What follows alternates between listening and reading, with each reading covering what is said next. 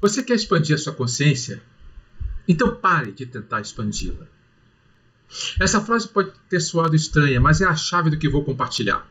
Porque várias vezes na vida já me fizeram uma pergunta interessante. Qual a melhor forma de expandir ou ampliar a consciência para ter experiências espirituais sem usar substâncias psicoativas? E eu já dei diversas vezes uma resposta. Eu não sou fã de substâncias que modificam a mente. E essas não são só aquelas que vocês estão pensando. Até o açúcar em excesso afeta a mente. A minha resposta sempre foi em essência. Não se preocupe em expandir a mente. Você só precisa selecionar melhor aquilo para qual direciona a sua atenção. Assim como a luz que tem uma baixa potência, se ela estiver espalhada, se iluminando em todas as direções, se você colocar ela num feixe coerente, direcionado em uma só direção, ela se transforma de luz comum em um laser. E o laser pode cortar aço, pode cortar concreto, porque todo o poder direcionado está num lugar só. A nossa mente, da mesma maneira, se ela é bem direcionada, ela alcança aquilo que nós queremos. E não precisaremos que ela seja mais forte, mais poderosa, apenas bem direcionada.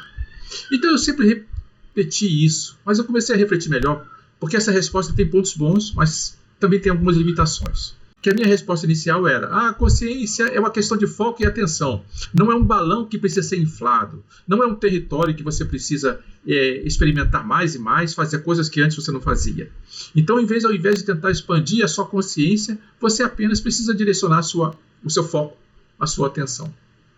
Eu refleti muito sobre isso e comecei a pensar que, sob uma perspectiva filosófica não dualista, aquela em que o universo é uno, as experiências chamadas metafísicas ou espirituais não são fundamentalmente diferentes das experiências físicas do dia a dia. O sagrado e o profano, o transcendental e o ordinário são aspectos da mesma realidade. Autores como Alan Watts, o monge Thomas Merton, eles exploraram muito bem no passado essa ideia, que você não precisa se tornar espiritual e deixar de ser material.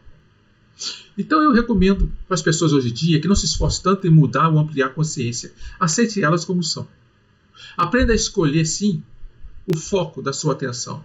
Mas se você deseja ter experiências espirituais, comece refletindo sobre sua ética e seus valores pessoais, sua honestidade, sua compaixão, sua integridade.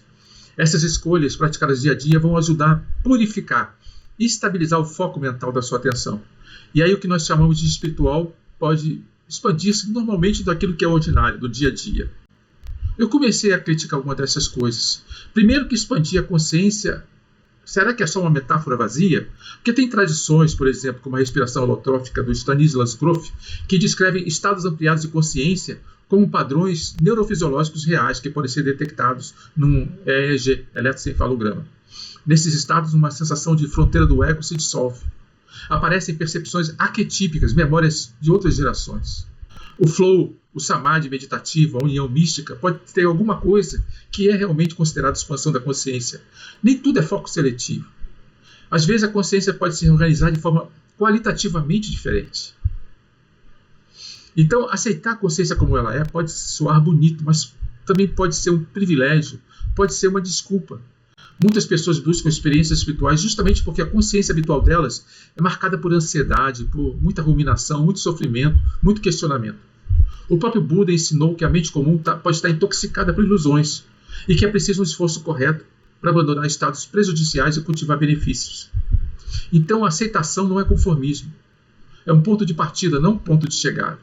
A dualidade não elimina a necessidade de técnicas concretas. Dizer que físico e espiritual são apenas parte do outro, não significa que qualquer prática funcione igual.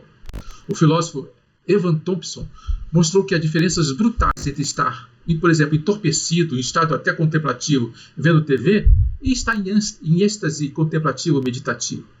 Então, reduzir tudo a foco e atenção pode parecer reducionista demais. Então, sim, a gente precisa de método concreto, não só de filosofia.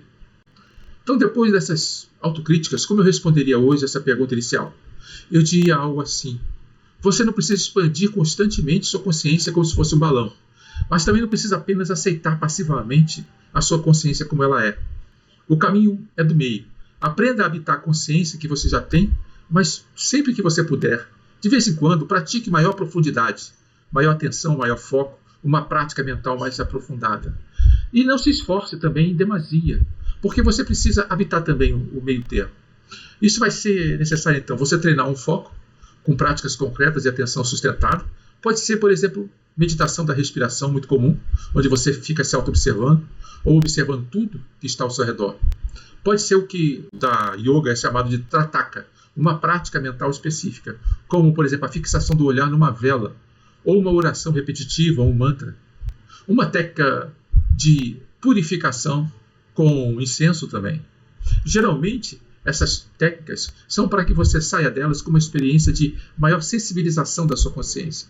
Não é necessariamente para você ter uma experiência revolucionária naquele momento, mas treinar a sua consciência para, de vez em quando, mergulhar mais fundo em uma experiência de alteração mental.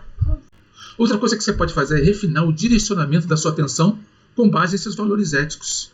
Porque a atenção segue o que você ama e o que você valoriza. Se você valoriza a compaixão, a sua atenção vai naturalmente se voltar para essa compaixão para as outras pessoas. E isso, de certa maneira, vai desenvolver e expandir a sua consciência. Então, as experiências espirituais, se vierem, elas serão subproduto desse cultivo, não metas em si mesmo.